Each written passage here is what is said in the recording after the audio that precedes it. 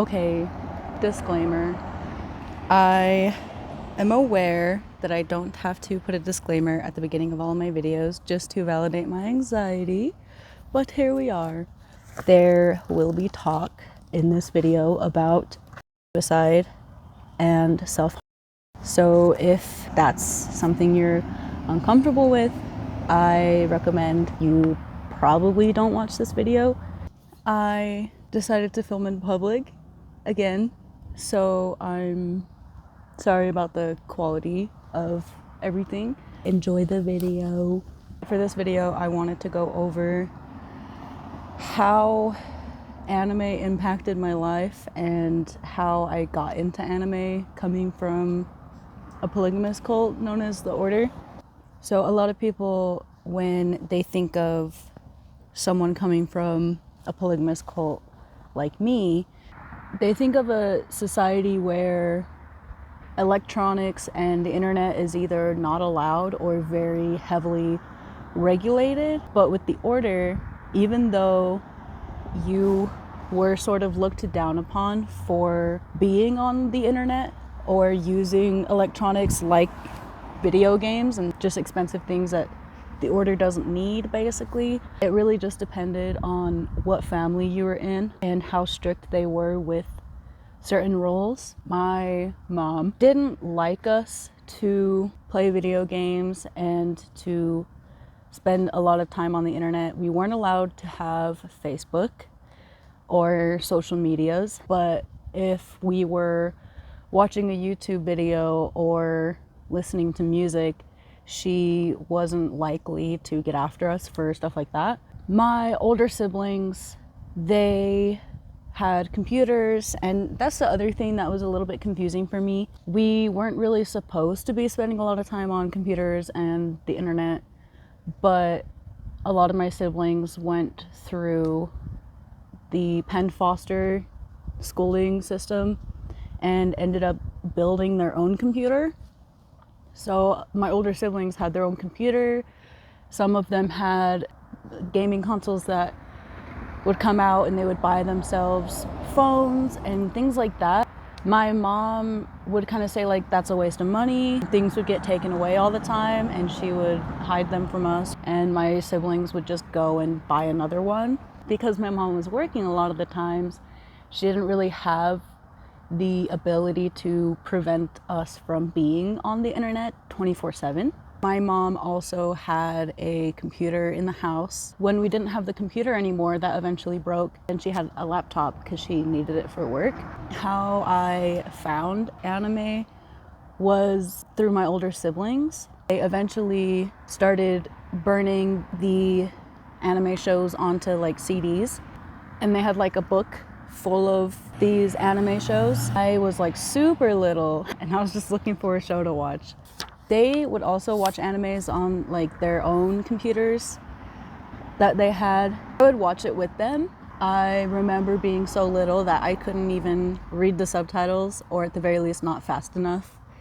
And I remember being like, wait, can you go back? I didn't get that. And my siblings got really frustrated with me. I had a decent amount of opportunities to kind of sneak anime into my life here and there. I was very fascinated by all the pretty girls. I basically fell in love. I literally thought that I was lesbian because I developed an attraction to these anime girls at a really young age before I ever had any attraction to guys or anything like that. I didn't know that anime wasn't allowed or encouraged with my family. I just knew it was there and had access to it, and I don't think anyone really told me that it wasn't allowed, so I didn't think I was doing anything wrong by watching it. I didn't know exactly what it was that was getting me in trouble. I just knew I was getting in trouble. Some kids in school telling me that it was bad and that it was stupid. If you watched anime, you were stupid and you were a bad kid. So clearly other kids were told by their parents that it wasn't okay to watch anime. When I actually kind of became obsessed with anime was when I was like 10 years old. I had a dream about Naruto, and he was asking to marry me. And so in the Order, if you've ever heard of receiving direction from God. They basically say that God will give you signs on who you're supposed to marry and he will speak to you through your dreams. So as a 10-year-old being taught that, I thought me having a dream about marrying Naruto was a sign from God telling me that I should watch Naruto. I really looked up to my sibling who was able to draw really well and wanted to do the same thing. So anime and my sibling were a big influence on me starting to draw. I feel like Naruto specifically validated a lot of my negative feelings and experiences that I was going through as a kid. He would always fight for what he believed and he had faith in himself. Because it resonated with me in that way, it was so easy for me to fall in love with it. Naruto kind of just taught me so much. It also kind of showed me how people only change if they want to. Hard work beats talent any day. I learned that from Rock Lee. Anyone who's watched Naruto, I'm sure you know, but Rock Lee worked really hard to get to where he was, even though he didn't have all the resources that everyone else had. How revenge is basically poison when it comes to like Sasuke dedicating his whole life trying to get revenge on someone instead of just living his life as the sole survivor. I learned that you could fake a smile and you could convince people of a certain narrative about you just by faking your emotions. But I also learned that other people, like if I can do that, other people can do that too. Naruto taught Neji that you can choose your destiny and that your life isn't laid out for you. You lay your life out for yourself. With Gaara, it also showed that like nobody should be expected to go through life alone. It takes time to improve, but you can improve. The easy path comes at a price. Staying in the order might have been the easier thing to do, but in the long run, it would have been the harder thing to do, and I would have sacrificed my freedom and my sense of self and probably literally my life just to stay in the order. It taught me not to dwell on the past, to stay true and loyal to myself and my dreams. It kind of taught me to think for myself, to find out what I want to do with my life instead of just doing what I'm told to do with my life. That not all nice people are good people, that sometimes the person who seems like the good guy could actually be someone with an ulterior motive. You can learn a lot of things from watching anime. Because I was watching anime, people treated me a certain way. By the time I was 12, I had caught on that liking anime was looked down upon. I was getting really bad grades and I wasn't doing my homework because I didn't see the point in it. I got in trouble a lot and my mom would blame it on anime and basically say that anime was a bad influence. I got sick a lot as a kid. My mom never believed me and she would always be like, "You're just lying, you're just faking it so that you can stay home and watch anime all day." That kind of fucked with me a lot. And now, even as an adult, whenever I'm sick, I have a hard time taking time for myself. If I'm scheduled to work, I'll go to work. And if I'm not scheduled to work, I'll still find something productive to do, even though I'm sick and I should be resting. I found myself isolating. I didn't have many friends. Basically, I would choose friends that liked anime or that didn't hate me for liking anime. I started avoiding going to weddings and dances and co-op meetings, and I would offer to babysit for people just so that I could avoid people and watch anime, because anime is what actually made me feel understood and like more comfortable. It was there for me in my darkest times, and it pretty much gave my life meaning when I felt like my life didn't have much meaning, when I felt like my life was horrible beyond repair. I at least had the next episode of One Piece to look forward to, or a new anime that I could watch. I would read manga at libraries, even throughout foster care. That's another way that I would get away with consuming anime content. It was just one of the only things in my life that made me happy at the time. So why would I stop doing it if it makes me happy? I found out about Vocaloid and like Hatsune Miku. I was obsessed. I was obsessed with Nightcore. I was obsessed with AMVs, the anime music videos. Then Rachel died, and Daniel, obviously, I have spoken about this and how impactful this was. But Daniel would trash talk Rachel, and he had me and other siblings get rid of anything that reminded us of her. And we would go to these like bullshit meetings that I'm pretty sure were an attempt to prevent other people from committing suicide as well. Discourage anybody from questioning, like, how could God let a 14-year-old girl in his kingdom in such a horrible way and live such a horrible life. Daniel would claim that the reason she committed was because of anime. For Daniel to just turn around and be like, oh, actually it wasn't because I was abusive and neglectful and a shitty person.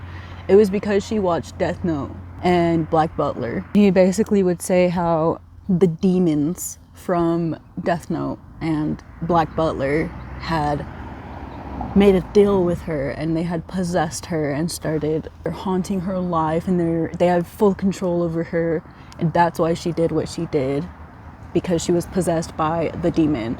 And then he'd pull up scenes, like he had literal printed out pages of the anime and the manga of moments of Black Butler and Death Note where they deal with demons and stuff like that. And he's like, see this devil worship? This is what she was watching. This is why she did it, because she's possessed. Like, bruh, I'm pretty sure it's because you're an abusive piece of shit. And her life is literally falling apart. And her mom is dying of cancer. And you guys are doing a lot of horrible stuff. It's not because she watched an anime that had a demon in it. You dumbass. That was like the first time that I was specifically told that anime was bad and that anime was not allowed in the order, and they gave me reasons why, and it basically, the demons will possess you and make you do what Rachel did, or they'll make you be a bad order member. And so that was when I was officially like, oh, okay, so this is how they feel about anime. And the thing is, even when I left the order, Daniel were so adamant about the idea of me being addicted to anime. And yes, maybe I had an unhealthy obsession, but everything else in my life was unhealthy too. And they didn't freaking bat an eye at any of the other stuff. They just looked at anime, pointed at it, and said, this is bad, you're addicted, blah, blah, blah.